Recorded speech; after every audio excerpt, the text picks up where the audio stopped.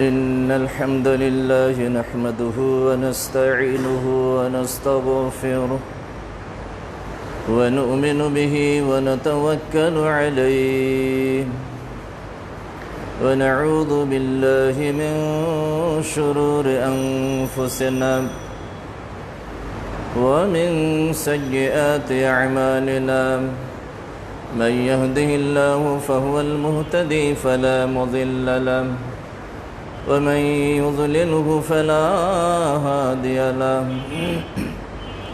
وأشهد أن لا إله إلا الله وحده لا شريك له وأشهد أن محمدا عبده ورسوله يا أيها الذين آمنوا اتقوا الله حق تقاته ولا تموتن إلا وأنتم مسلمون يا أيها الناس اتقوا ربكم الذي خلقكم من نفس واحدة وخلق منها زوجها وبث منهما رجالا كثيرا ونساء واتقوا الله الذي تساءلون به والأرحام إن الله كان عليكم رقيبا يا أيها الذين آمنوا اتقوا الله وقولوا قولا سديدا يصلح لكم أعمالكم ويغفر لكم ذنوبكم ومن يطع الله ورسوله فقد فاز فوزا عظيما أما بعد فإن خير الحديث كتاب الله وخير الهدي هدي محمد صلى الله عليه وسلم وشر الأمور محدثاتها وكل محدثة بدعة وكل بدعة ضلالة وكل ضلالة في النار فأعوذ بالله السميع العليم وبوجهه الكريم وسلطانه القديم من الشيطان الرجيم بسم الله الرحمن الرحيم قل لن يصيبنا إلا ما كتب الله لنا وهو مولانا وعلى الله فليتوكل المؤمنون وقال تعالى في موضع آخر ما أصاب من مصيبة في الأرض ولا في أنفسكم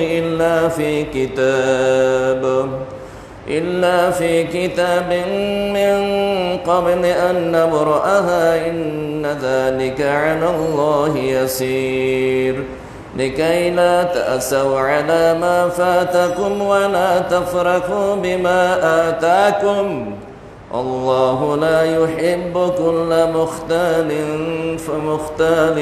فخور قال النبي صلى الله عليه وسلم كتب الله مقادير الخلائق قبل أن يخلق السماوات والأرض ب50,000 سنة وقال عرشه على الماء رواه مسلم وقال إن أول ما خلق الله القلم فقال له اكتب قال رب ماذا أكتب قال اكتب مقادير كل شيء حتى تقوم الساعة رواه أبو داود وصححه আলহামদুলিল্লাহ আল্লাহ রাব্বুল আলামিনের লাখো কোটি শুকরিয়া জ্ঞাপন করছি যার অশেষ অনুগ্রহে নানান প্রতিকূলতার অবস্থাকে ভেদ করে প্রতি জুমার ন্যায় আজকেও জুমার সালাত আদায় করার লক্ষ্যে আমরা সকলে মসজিদে উপস্থিত হতে সক্ষম হয়েছি। দরুদ এবং তাসলিমাত সর্বযুগের সর্বশ্রেষ্ঠ মহামানব বিশ্বনবী মুহাম্মদুর রাসূলুল্লাহ সাল্লাল্লাহু আলাইহি ওয়াসাল্লামের প্রতি অযুত ধারায় বর্ষিত হোক। সাথে সাথে পৃথিবীর তামাম মুসলিম মুসলিমাত মুমিন মুমিনাত যারা আমরা বেঁচে আছি এবং যারা আমাদের মাঝ থেকে চিরবিদায় গ্রহণ করেছেন তাদের উপরও আল্লাহর করুণা ধারা বর্ষিত হোক, আমরা বলি আমিন। সম্মানিত উপস্থিতি, বিগত জুমাগুলোতে যে ধারাবাহিকতায় আলোচনা রেখেছিলাম, আজকেও সেই আঙ্গিকে আপনাদের সামনে কিছু কথা বলবো। বিগত জুমাতে আমার আলোচনার বিষয় ছিল বিপদ মুসিবত এবং মহামারীতে মুমিনদের করণীয়, মুমিনরা কী করবে, এ নিয়ে আমি এর পূর্বে দুটি খুতবা প্রদান করেছি। আজকে একটি গুরুত্বপূর্ণ বিষয় নিয়ে আপনাদের সামনে আমি আলোচনা রাখতে যাচ্ছি, যে বিষয়টি অত্যন্ত গুরুত্বপূর্ণ এবং এই বিষয়টি নিয়ে মানুষ বেশি সংশয়ে পড়ে, যার ফলে মানুষ এমনকি পথভ্রষ্ট পর্যন্ত হয়ে যায়। সেটি কি? তাকদীরের বিষয়। ইসলামে তাকদীরের গুরুত্ব। তাকদীর কাকে বলা হয়? এই তাকদীর আপনার আমার জন্য কয়বার নির্ধারণ করেছেন আল্লাহ রাব্বুল আলামিন।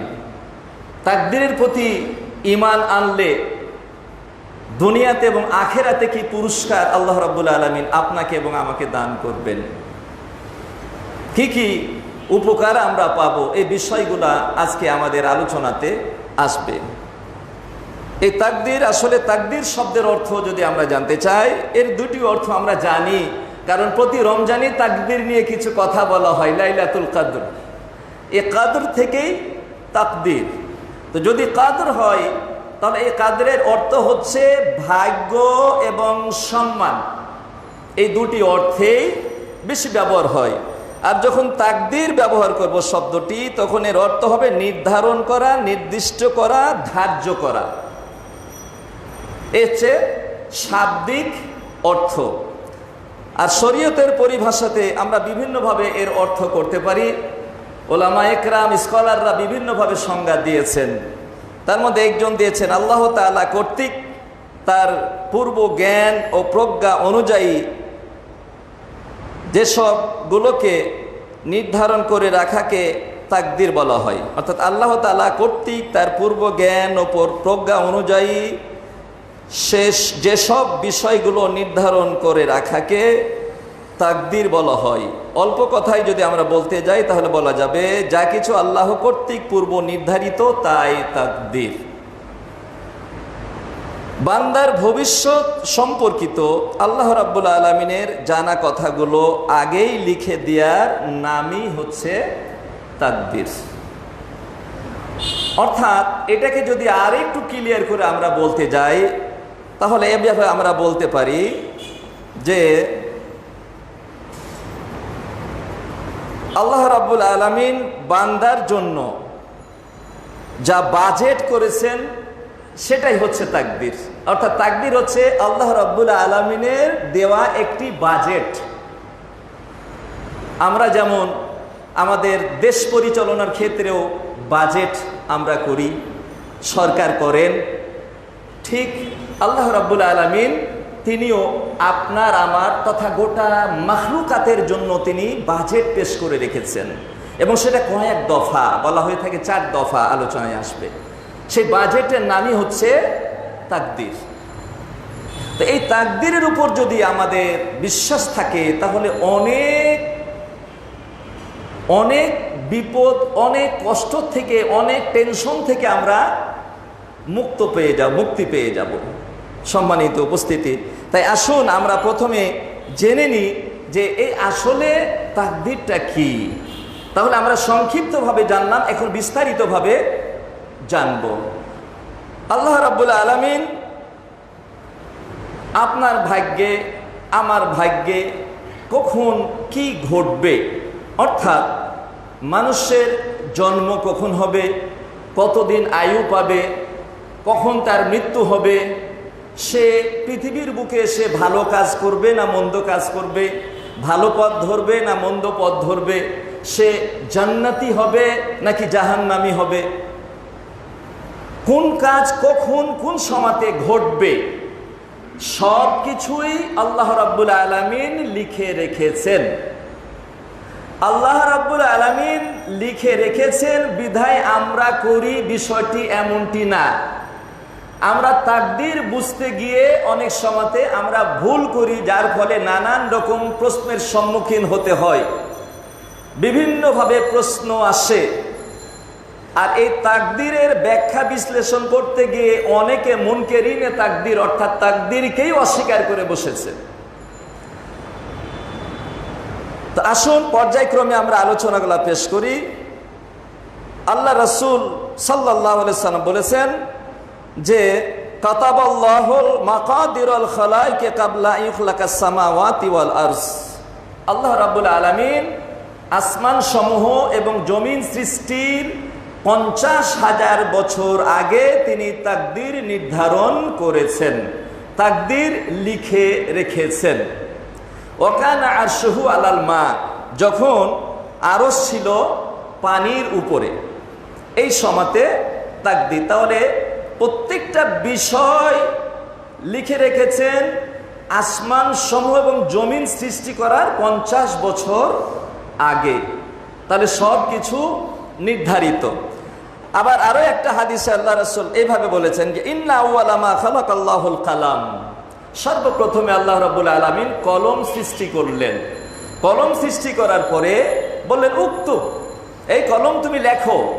কলম আবার পাল্টা প্রশ্ন করলো যে মাজা আক্তুব, হে রব আপনি যে লিখতে বলছেন আমি কি লিখব?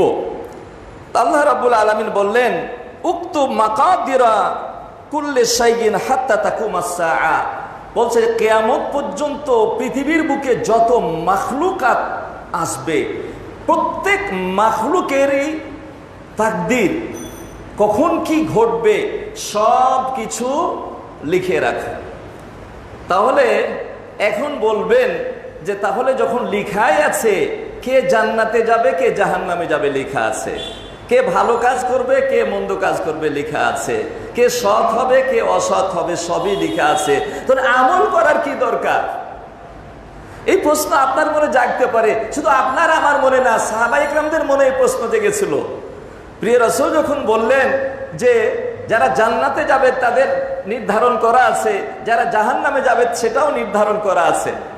আদম আলাইহিস সালামের পিঠে হাত বুলালেন, এক মুষ্টি রুহের জগতে রুহদেরকে বের করে রাসূল দেখালেন যে এই যে এটা হচ্ছে আল্লাহ রাব্বুল আলামিন বলছেন এটা হচ্ছে জান্নাতের, এরা হচ্ছে জান্নাতি এবং জান্নাতের আমলই তারা দুনিয়াতে করবে।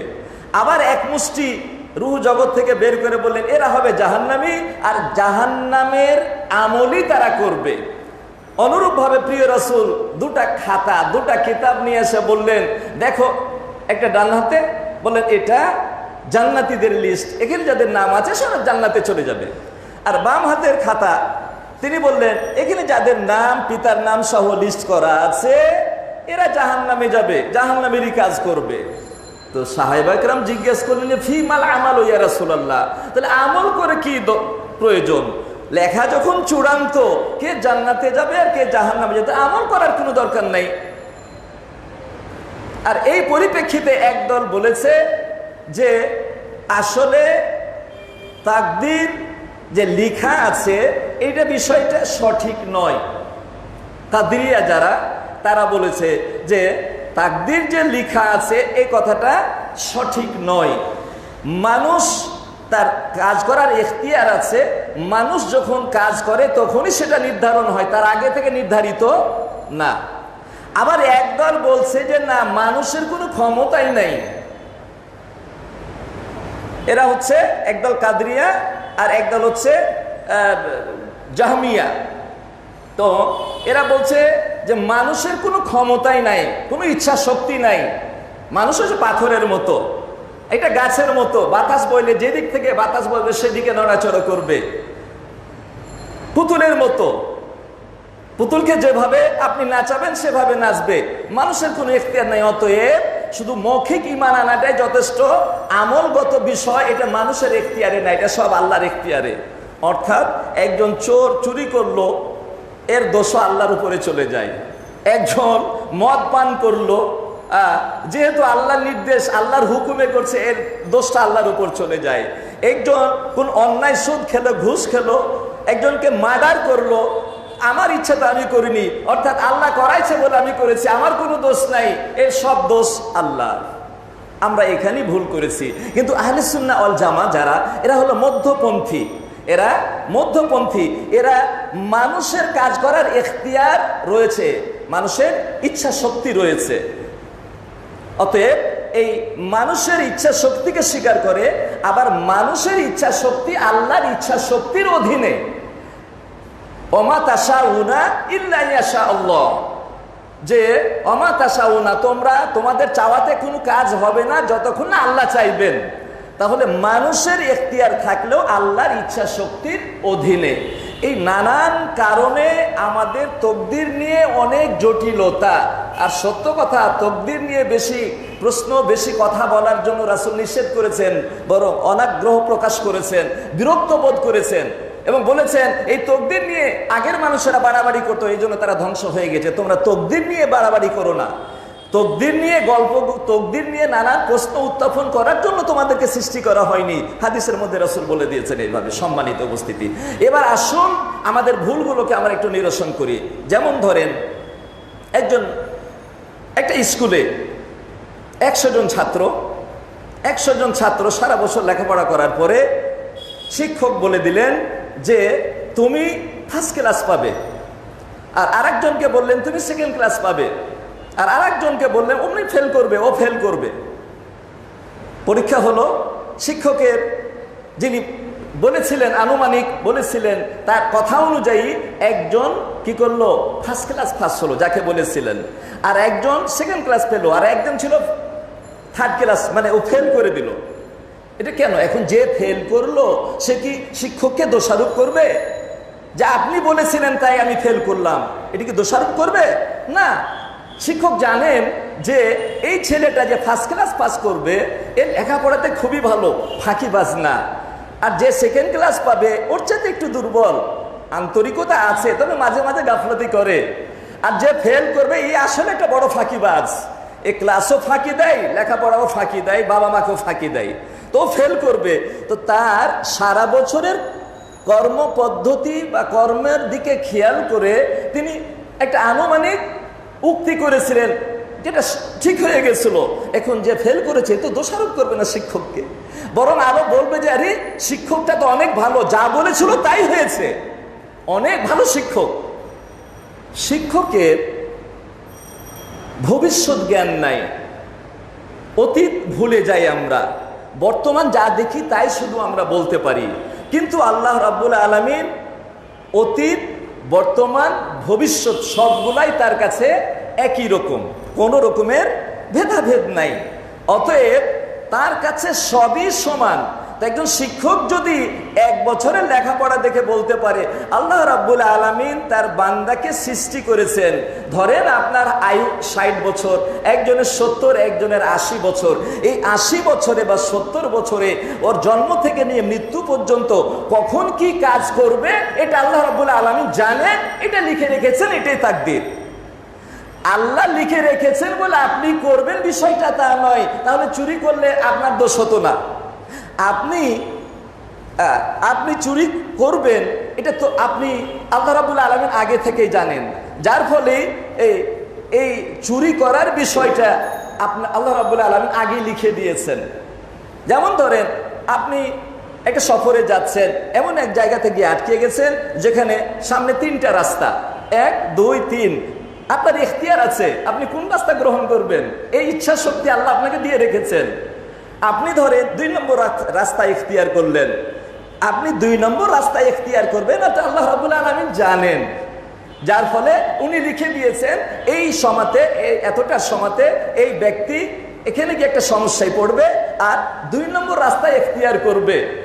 আল্লাহ রাব্বুল আলামিন এইভাবে বলে দিয়েছেন ইন্না হাদাইনাহুস সাবিলা ইম্মা শাকিরাও ওয়া ইম্মা কাফুরা। আমিও তোমাদের সামনে তোমাদের ইচ্ছা শক্তি দিয়ে আমি তোমাদের সামনে 2টি পথ দেখিয়ে দিয়েছি, তুমি এখন জান্নাতের পথ ধরে আল্লাহর শুকরগুজার বান্দা হও, অথবা জাহান্নামের পথ ধরে তোমরা আল্লাহ নাফরমানির বান্দাতে পরিণত হয়ে যাও। এটা আপনার ইখতিয়ার।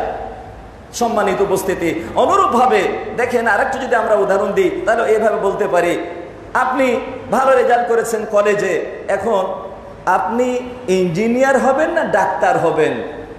এটা আল্লাহ আপনাকে জোর করে বলে দিবেন না যে বান্দা তুমি ডাক্তার হও আর তুমি ইঞ্জিনিয়ার হও। এটা আপনার ইখতিয়ার। আপনি অঙ্কতে ভালো, আপনি বিভিন্ন সাবজেক্টে ভালো, অথবা আপনার ইচ্ছা যে আপনি ডাক্তার হবেন। তা আপনি ডাক্তার হলেন, আপনি ডাক্তার হয়ে ধরেন মাসে 20,000 টাকা মাসে আপনি বেতনে চাকরি করলেন, সীমিত বেতন 20,000 টাকা। এটা আল্লাহ রাব্বুল আলামিন আপনি যে করবেন এটা আল্লাহ জানেন। আবার কেউ বা সেই ব্যক্তি যদি মনে করে যে না আমি অবৈধ পন্থাতে আমি 1 লাখ টাকা কামাই করব, সেটা তার ইখতিয়ার আছে। যে আমি ডাক্তার হয়েছি তো কি হয়েছে, আমি এই 20 লক্ষ 30 লক্ষ টাকা খরচ করে ডাক্তার হয়েছি, এখন মরা মানুষের অপারেশন করেও টাকা নিব, মরা মানুষকেও আইসিইউতে দিয়ে টাকা নিব। যা ঘটছে বর্তমানে, এবং 90% এরকম ঘটছে। আল্লাহু আকবার। আজকে সবচাইতে বেশি জুলুম এবং নির্যাতনে আছে অসুস্থ ব্যক্তিরা, সবচাইতে বেশি জুলুম এবং নির্যাতনে আছে। আপনি সুন্দর একজন মানুষ, আপনি বুকে ব্যথা হয়েছে গেছেন, বলছে যে আপনি যদি এই 2 ঘন্টার মতো অপারেশন না করেন তাহলে আপনার ব্যাপারে আমরা আর কোনো গ্যারেন্টি দিতে পারবো না। এমন একটা ভয় ঢোকায় দিল, 5 লাখ টাকা খরচ করে ভালো মানুষকে কেটে হার্টের অপারেশন করে রেখে দিল। যদি কেউ ডাক্তার থাকেন, আপনাকে বলছেন আপনি ভালো। যারা এগুলা করে তাদেরকে আমি বলছি, যারা এটা করে তাদেরকে বলছি, এই যে করোনা ভাইরাস টেস্ট করার জন্য বাস্তব কথা, ভিতরের কথা এবং নাম প্রকাশে অনিচ্ছুক, যে আপনারা এই লাইনে দাঁড়িয়ে পরীক্ষা করলে বিপদে পড়বেন, আপনার ভাইরাস ঢুকেনি কিন্তু ঢুকে যেতে পারে, তাড়াতাড়ি পালান। সবাইকে বলবে না, যে আত্মীয় পরিচিত বন্ধু তাকে বলছে এখানে থাকার দরকার নাই, এই ওষুধ খান, বাড়িতে গিয়ে আপনি ভালো হয়ে যাবেন ইনশাআল্লাহ। এইভাবে তাদেরকে নিজস্ব লোকদেরকে লাইন থেকে বা করোনা টেস্ট করার থেকে দূরে সরিয়ে দিচ্ছে। কেন? দুর্নীতি। এই দুর্নীতি এই কারণে সবাই না, যারা দুর্নীতি করে তাদেরকে লক্ষ্য করে আমি বলছি। সম্মানিত উপস্থিতি, তাহলে কে দুর্নীতি করবে আর কে মানব সেবা দিবে আল্লাহর জন্য, কোন ডাক্তার, এটা আল্লাহ রাব্বুল আলামিন ভালো জানেন, তাই লিখে রেখেছেন। আল্লাহ লিখেছেন বলে আপনি করেন তা নয়, আপনি করবেন বিধায় আল্লাহ জানেন, এটা লিখে রেখেছেন, এটাই ভাগ্য। তাহলে আপনি আল্লাহকে দোষ কিভাবে দিবেন? আল্লাহকে দোষ দেওয়ার কোনো সুযোগ নাই। সম্মানিত উপস্থিতি, সময় কম, কথা অনেক, তাই আর আমি বিস্তারিত ব্যাখ্যায় আমি যাব না। আসুন আমরা দেখব যে এই তাকদীরের উপরে বিশ্বাস, এটা এমনই একটি গুরুত্বপূর্ণ ইমানের 6ষ্ঠ রকম। কেউ যদি তাকদীরের উপর বিশ্বাস না করে আর 5টা রকমের উপর বিশ্বাস করে, তাহলে সে মুমিন হতে পারবে না, তার কোনো আমল কবুল হবে না। অতএব তাকদীরের উপর বিশ্বাস করতেই হবে, বিশ্বাস ছাড়া তার কোনো আমল আল্লাহ কবুল করবেন না। আর এই তাকদীরের উপর বিশ্বাসের আবার 4টা রকম আছে, 4টা স্তর আছে। সংক্ষিপ্ত কথায়, প্রথম হলো ইলম। আল্লাহ রাব্বুল আলামিন আপনি কি করবেন আর কি করবেন না সবকিছু আল্লাহ রাব্বুল আলামিন জানেন। ওয়া ইনদাহু মাফাতিহুল গায়বে লা ইয়ালামুহা ইল্লা হুয়া, বলছে আল্লাহর কাছে গায়েবের চাবি আছে, এটা তিনি ছাড়া আর কেউ বলতে পারেন না। ইয়ালামু মা ফিল বাররি ওয়াল বাহার, স্থলে এবং জলভাগে কি আছে আল্লাহ সবকিছু জানেন। ওমা তাসকুতু মিন ওয়ারাকাতিন ইল্লা ইয়ালামুহা, এবং একটা পাতা যদি গাছ থেকে পড়ে সেও আল্লাহর ইলম হয়ে যায়। ওয়ালা হাব্বাতিন ফি যুলুমাতিল আরদি, পৃথিবীর গহীন অন্ধকারে কোন বীজটা রয়েছে সেটা আল্লাহর খবর আছে। ওয়ালা, এরপরে বলা হচ্ছে ওয়ালা রতবিন ওয়ালা ইয়াবিসিন ইল্লা ফি কিতাবিম মুবিন, কোনো শুষ্ক অথবা কোনো ভিজা, রস এবং সরস এবং অরস, এইরকম কোথায় কি আছে না আছে সবকিছু আল্লাহ জানেন, তার কিতাবের মধ্যে লেখা আছে। তাহলে আল্লাহ রাব্বুল আলামিনের জ্ঞান আছে, সব রকমের জ্ঞান আছে, তার জ্ঞানের বাইরে কিছু নাই। কোরআন মাজিদে বহু জায়গায় পাবেন ইন্নাল্লাহু আলিমুম বিযাতিস সুদূর, ইন্নাল্লাহু আলিমুন হাকিম, ওয়া আন্নাল্লাহা আহাতা বিকুল্লি শাইইন ইলমা। আল্লাহ সমস্ত কিছুকে তার জ্ঞানে পরিবেষ্টন করে রেখেছেন। তাহলে প্রথম হলো জ্ঞান, এলেম। 2 নম্বর কিতাবাত, যেটা তিনি জানেন, যেটা সংগঠিত হবে জানেন তিনি, এটাকে তিনি লিখে রেখেছেন কোথায়? লাউহে মাহফুজে। এই বিশ্বাস আপনাকে করতে হবে। ওই যে হাদিসটা আপনাদের সামনে আমরা পাঠ করেছি যে কাতাবাল্লাহ মাকাদের আল খালায়েক কাবলা ইখলাকাস সামাওয়াতি ওয়াল আরদ বিখামসিনা আলফ সানা, 50,000 বছর পূর্বেই আল্লাহ সব কি রেখেছেন? লিখে রেখেছেন। কলমকে নির্দেশ করলো, কলম কিয়ামত পর্যন্ত সবকিছু লিখে দিল, কে কি করবে কে কি করবে না। আচ্ছা, 3 নম্বর হচ্ছে মাশিয়াত বা ইরাদা, আল্লাহর ইচ্ছা। বান্দাকে আল্লাহ ইচ্ছা দিয়ে রেখেছেন। একটু আগে বললাম কিছু কথা। ইচ্ছা, আল্লাহরও ইচ্ছা আছে, বান্দারও ইচ্ছা আছে, কিন্তু বান্দার ইচ্ছাটা আল্লাহর ইচ্ছার অধীনে। আল্লাহ, আপনি যখন ইচ্ছা করবেন কোনো খারাপ কাজ করার, উদাহরণ দিচ্ছি, মনে কিছু করবেন না, যদি কেউ খারাপ কাজ করার ইচ্ছা করে, আল্লাহ জোর করে তাকে ভালো করাবেন না। আল্লাহ ইচ্ছা করলে করতে পারেন। আপনি খারাপ কাজে যাচ্ছেন, আপনি মদ পান করার জন্য বের হয়েছেন রাত্রে রন্ধ করে, আল্লাহ আপনাকে আটকে দিতে পারেন, কিন্তু আল্লাহ এমনটি করেন না। আপনাকে ইচ্ছা দিয়ে দিয়েছে, আপনার ইচ্ছা মতো করবেন। তা আল্লাহ যদি, আপনি যখন ইচ্ছা করলেন আল্লাহ ছেড়ে দেন, একটু ঢিল দিয়ে দেন, দেখি কত বাড়তে পারো, কিন্তু পরিশেষে আল্লাহর কাছে সবাইকে ফিরে আসতে হবে। সম্মানিত উপস্থিতি, তাই মানুষের ইচ্ছা আল্লাহর ইচ্ছার অধীনে। আল্লাহ যেটা চান, অমা তাশাউনা ইল্লা আইয়াশাল্লাহ, সেটাই হয়, এর বাইরে কিছু হয় না। আর 4 নম্বর হচ্ছে খালক। আল খালকুহু তাবারাকা তাআলা লিকুল্লি মাওজুদাতিন ওয়ালা শারিকা লাহু ফি খালকিহি। আল্লাহর সৃষ্টি, তিনি সব কিছু সৃষ্টি করেছেন, এটার উপর ঈমান আনতে হবে। আল্লাহ খালিকু কুল্লি শাইইন ওয়া হুয়া আলা কুল্লি শাইইন ওয়াকিল। আল্লাহ প্রত্যেকটা বস্তুর সৃষ্টিকারী, এই বিশ্বাসটা আনতে হবে। আল্লাহ খালাকাকুম ওয়া মা তা'মালুন, আল্লাহ তোমাদেরকে সৃষ্টি করেছে, তোমরা যা করো তাও তিনি সৃষ্টি করেছেন। এটা হলো 4টা স্তর। এরপরে আসুন, যদি আরো কিছু কথা আছে সংক্ষিপ্ত বলতে হবে, কারণ অনেক কথা। এবার আমাদের এই যে তাকদীর, এটা 4টি স্তরে নির্ধারণ করা হয়। 4টি স্তরে। প্রথম স্তর কি? প্রথম স্তর হচ্ছে যে আল্লাহ রাব্বুল আলামিন, যেটা আমি এর আগে বলে ফেলেছি, যে 50,000 বছর আগে তিনি বান্দার আসমান জমিন সৃষ্টির 50,000 বছর আগে তাকদীর লিপিবদ্ধ করে দিয়েছেন। অর্থাৎ আপনি কি করবেন না করবেন সব লিপিবদ্ধ করে দিয়েছেন। এটা 1। 2 নম্বর হচ্ছে মায়ের গর্ভে। মায়ের গর্ভে একটা বেশ সুন্দর হাদিস আছে, আমি শুধু সংক্ষিপ্ত অনুবাদটা বলছি, যে মানুষের মায়ের গর্ভে প্রথম 40 দিন শুক্র আকারে থাকে, এরপরে 40 দিন রক্তপিণ্ড আকারে, জমাট রক্ত আকারে থাকে, এরপরে 40 দিন গোস্তপিণ্ড আকারে থাকে। এরপর আল্লাহ রাব্বুল আলামিন একজন ফেরেশতা পাঠান। ফেরেশতা পাঠিয়ে তার 4 মাস যখন হয়ে যায়, তার মধ্যে রূহ ফুঁকে দেয় আল্লাহর হুকুমে। আর সাথে সাথে আল্লাহ রাব্বুল আলামিন 4টা বিষয় লিখে দিতে বলেন, যে রূহ ফোঁকার পরে পরে 4টা বিষয় চূড়ান্ত করে দিয়ে আসো। তাহলে মায়ের পেটে আরেকবার নবায়ন হয় আপনার বাজেট। কি কি? রিজকুহু, আমালুহু, আর আজালুহু ও শাকিউন ও সাঈদুন। তার রুজি, সে পৃথিবীর বুকে কতটা রুজি খাবে, এন্ট্রি হয়ে গেল, বাজেটে একেবারে ফাইনাল হয়ে গেল। তার আমল কি হবে, সে ভালো আমল নেক করবে নাকি খারাপ কাজ করবে, নেক কাজ করবে না পাপ কাজ করবে, ফাইনাল হয়ে গেল। তারপরে তার হায়াত, কতদিন সে বাঁচবে, 10 বছর, 20 বছর, 50 বছর, 80 বছর, কতদিন বাঁচবে, এটা চূড়ান্ত করে দেওয়া হয়। আর সে ভালো হবে নাকি মন্দ হবে, বদনসিব হবে নাকি ভালো নসিবওয়ালা হবে, এই 4টা বিষয় ফাইসালা করে দেওয়া হয় মায়ের পেটে। এটা দ্বিতীয় বাজেট। এবার 3 নম্বর বাজেট পেশ করা হয়। আল্লাহ রাব্বুল আলামিন এইভাবে 3 নম্বর বাজেট পেশ করেছেন, যে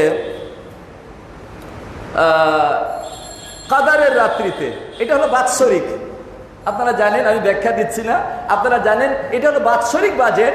কাদারের রাত্রিতে প্রত্যেক বান্দার ভাগ্যে 1 বছরের কি ঘটবে না ঘটবে আল্লাহ রাব্বুল আলামিন ফেরেশতাদের দায়িত্বে অর্পণ করেন। 3 নম্বর বাজেট আবার নবায়ন করা হয়। আর চতুর্থটার কথা বলা হয়েছে সূরা রহমানের 29 নম্বর আয়াতে এইভাবে বলা হয়েছে, ওয়াসআলুহু মান ফিস সামাওয়াতি ওয়াল আরদ কুল্লা ইয়াউমিন হুয়া ফি শাআন। বলছে যে বলা হচ্ছে যে আল্লাহ রাব্বুল আলামিনের কাছেই চাই, মান ফিস সামাওয়াতি ওয়াল আরদ, যে আসমান সমূহ এবং জমিনে যা আছে সবাই কার কাছে চাই? আল্লাহ রাব্বুল আলামিনের কাছে চাই। কুল্লা ইয়াউমিন হুয়া ফি শাআন, যে আল্লাহ প্রত্যেকদিন একটা মহান অবস্থার মধ্যে থাকেন। সাহাবায়ে কেরাম জিজ্ঞেস করলেন, শাআন মহান অবস্থান, আল্লাহর মহান অবস্থানটা কি? তো রাসূল সাল্লাল্লাহু আলাইহি সাল্লাম বললেন, তার মহান অবস্থানটা হলো এই যে বান্দার কাকে রুজি দিতে হবে, কাকে অসুখ থেকে নিরাময় করতে হবে, কার বিপদ দূর করতে হবে, কে কি চাইছে তাকে দিতে হবে, এই কাজে তিনি ব্যাপৃত থাকেন, এই অবস্থানের মধ্যে থাকেন। অর্থাৎ বান্দার চাওয়া পাওয়াগুলোকে তিনি দেওয়ার কাজেই তিনি এই অবস্থানে তিনি থাকেন। আল্লাহু আকবার।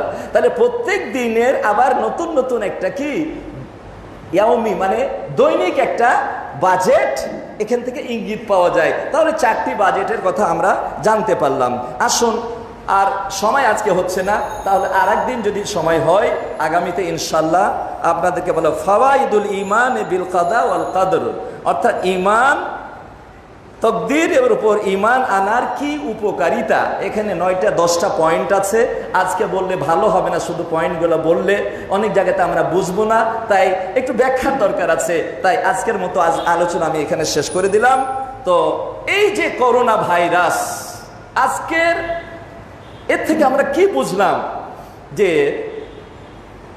কুল লা ইউসিবানা ইল্লা মা কাতাবাল্লাহু লানা, আল্লাহ রাব্বুল আলামিন কোরআন মাজিদের মধ্যে বলছেন, কোরআন মাজিদের মধ্যে বলছেন যে লা ইউসিবানা, হে নবী বলে দিন, লা ইউসিবানা ইল্লা মা কাতাবাল্লাহু লানা, বলছে কোনো কিছুই আমাদেরকে আক্রমণ করবে না, শুধু সেটাই আক্রমণ করবে আমাদের নসিবে যা আল্লাহ লিখে দিয়েছেন। আমাদের নসিবে যদি আল্লাহ লিখে রাখেন তাহলে আপনাকে ঘরের মধ্যে থাকলে করোনা ভাইরাস আক্রমণ করবে, আর যদি নসিবে না লিখা থাকে তাহলে করবে না। সাবধানে থাকতে বলা হয়েছে, আবার আল্লাহর উপর আস্থাও রাখতে বলা হয়েছে। এটা যদি ছোঁয়াচে রোগ হতো তাহলে পৃথিবীর কেউ বাঁচতে পারতো না, সবাইকে হতো। কারণ এই যে এতজন মানুষ, একজনের হলে তো সবার কাছে চলে যাওয়ার কথা। যদি রোগের নিজস্ব ক্ষমতায় সংক্রমিত হতে পারত, কিন্তু না, রোগ নিজের ক্ষমতায় সংক্রমিত হতে পারে না, আল্লাহর ইচ্ছায় সংক্রমিত হয়। তাই রাসূল সাল্লাল্লাহু আলাইহি ওয়াসাল্লাম সাহাবীকে বললেন, তুমি যে বলছো যে ভালো উটের পালের মধ্যে একটা অসুস্থ উট যখন প্রবেশ করে সবাইকে খুজলি হয়ে যায়, তো ঘটনাটা কি? প্রিয় রাসূল বললেন, ফামান আদাল আউয়াল, তাহলে প্রথম উটনিটাকে কিভাবে হলো?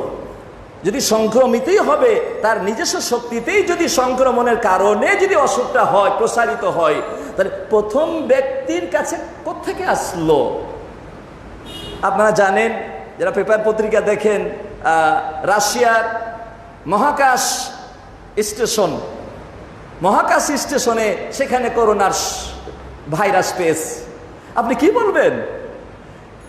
এরপরে আমেরিকার রণতরী রুজভেল্ট, যেখানে 4000-এর অধিক মানুষ ধারণ ক্ষমতা এবং 90টা প্লেন উঠানামা করতে পারে। আল্লাহ, একটা কিয়ামত! একটা জাহাজে 90টা প্লেন উঠানামা করতে পারে ধারণ ক্ষমতা, সেখানে করোনা ভাইরাস পেয়েছে। সেটা ছাড়ছে জানুয়ারির দিকে, সেখানে করোনা ভাইরাস কিভাবে গেল? এরপরে জাপানের রণতরী, সেখানে প্রায় 4000 লোক থাকতে পারে, সেখানে করোনা ভাইরাস পাওয়া গেছে। আপনি কি বলবেন? অতএব নসিবে যে আর আছে এই রোগ সেখানে পৌঁছে যাবে আল্লাহর হুকুমে। এই রোগে আক্রমণ মানে আল্লাহর হুকুমে সে আক্রান্ত হয়ে পড়বে, বিষয়টা এমনটি। আর যদি নসিবে না থাকে তাহলে দেখবেন অনেক সময়তে এই যে আপনারা দেখেছেন, স্বামীকে রাস্তায় ফেলে দিয়ে চলে গেল স্ত্রী।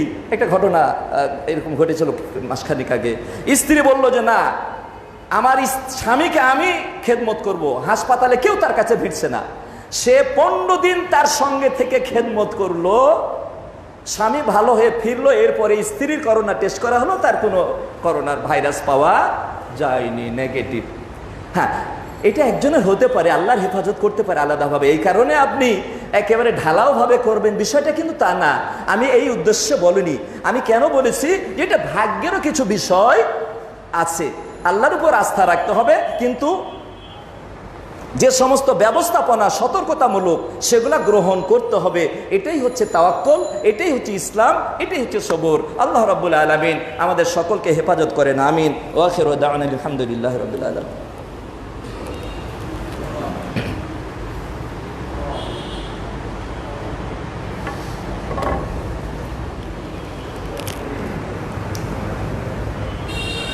الحمد لله الذي وكفى وسلام على عباده الذين اصطفى أما بعد فقد قال الله تعالى في كلامه المجيد وفرقانه الحميد أعوذ بالله من الشيطان الرجيم إن الله وملائكته يصلون على النبي يا أيها الذين آمنوا صلوا عليه وسلموا تسليما اللهم صل على محمد وعلى آل محمد كما صليت على إبراهيم وعلى آل إبراهيم إنك حميد مجيد اللهم بارك على محمد وعلى آل محمد كما باركت على إبراهيم وعلى آل إبراهيم إنك حميد مجيد আমাদের মাঝে অনেকে অসুস্থ ব্যক্তি রয়েছেন, বাসায়, হাসপাতালে, ক্লিনিকে, দেশে এবং দেশের বাইরে যারা অসুস্থ রয়েছেন, আল্লাহ রাব্বুল আলামিন সকলকে শেফায়ে কামিলা দান করেন। এবং সাথে সাথে আমাদের এই বিশ্ব ভাইরাস, মহা আতঙ্ক, এই করোনা ভাইরাসে যারা আক্রান্ত হয়েছে, আল্লাহ তাদেরকে তুমি শেফায়ে কামিলা দান করো রব্বুল আলামিন। সকলকে পূর্ণ সুস্থতা দান করো রব্বুল আলামিন। আল্লাহ আমাদের দুনিয়াবি শক্তি, দুনিয়াবি ব্যবস্থাপনা সব শেষ হয়ে গেছে, এখন তুমি ছাড়া আর আমাদের কোনো পথ নাই, তুমি ছাড়া আমাদের কোনো রাস্তা নাই। আল্লাহ তুমি আমাদেরকে ক্ষমা করো, আর আমাদের মাঝ থেকে এই মহা বিপদ, বালা মুসিবত, এই মহা ভাইরাসকে তুমি দূর করে দাও রব্বুল আলামিন। গোটা বিশ্বের মুসলিম জাতিকে তুমি হেফাজত করো রব্বুল আলামিন। গোটা বিশ্বের মুসলিমদের মসজিদগুলোকে তুমি ওপেন করে দেওয়ার পরিবেশ তৈরি করে দাও রব্বুল আলামিন। রব্বুল আলামিন এই মহা ভাইরাস থেকে আমাদেরকে হেফাজত করো আল্লাহ। আমাদের অপরাধের কারণে এই ভাইরাস যদি এসে থাকে, আল্লাহ আমরা তওবা করছি, আল্লাহ তুমি আমাদেরকে ক্ষমা করো, আর এই মহা বিপদ থেকে তুমি আমাদেরকে উদ্ধার করো রব্বুল আলামিন। ইবাদাল্লাহ রাহিমাকুমুল্লাহ, ইন্নাল্লাহা ইয়ামুরু বিল আদলি ওয়াল ইহসানি ওয়া ইতাই যিল কুরবা ওয়া ইয়ানহা আনিল ফাহশাই ওয়াল মুনকারি ওয়াল বাগি ইয়াইদুকুম লাআল্লাকুম তাযাক্কারুন। আযকুরুল্লাহা ইয়াযকুরুকুম ওয়াদউহু ইস্তাজিব লাকুম ওয়া লাযিকরুল্লাহি তাআলা আওলা জান্নাতাম ওয়া আদাম।